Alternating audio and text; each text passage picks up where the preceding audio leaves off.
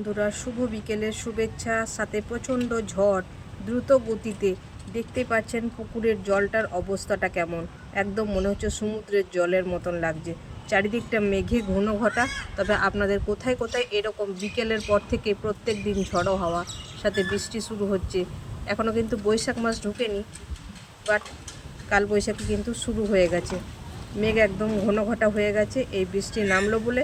But বৃষ্টি কিন্তু হচ্ছে কম, ঝড়ের প্রকোপ কিন্তু বেশি দেখা যাচ্ছে। গাছগুলোকে একবার দেখায়, আমার ফ্ল্যাটের চারিপাশে যে গাছগুলো আছে দেখুন কেমন দোলছে হাওয়াতে, মনে হচ্ছে যেন এই ভেঙে পড়ে যাবে। তো বাড়িতে যারা আছেন অবশ্যই শেডের তলায় দাঁড়াবেন। এই সময় খুবই বিপজ্জনক। রাস্তার মধ্যে যারা আছেন অবশ্যই একটা শেডের তলায় বা কোনো একটা কিছু দোকানের মধ্যে দাঁড়িয়ে থাকার চেষ্টা করবেন। বজ্র বিদ্যুতের হাত থেকে সকলকে রক্ষা পাওয়ার জন্য অবশ্যই গাছের মধ্যে কেউ দাঁড়াবেন না, খোলা আকাশের মধ্যে কেউ থাকবেন না।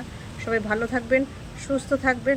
ঝড় বৃষ্টির প্রকোপের হাত থেকে রক্ষা করার জন্য সবাই অবশ্যই শেডের তলায় দাঁড়াবেন, কোনো বাড়ির নিচে দাঁড়াবেন। গাছের তলায় বা ফাঁকা আকাশের নিচে কেউ থাকবেন না। ভিডিওটি কেমন লাগলো জানাবেন।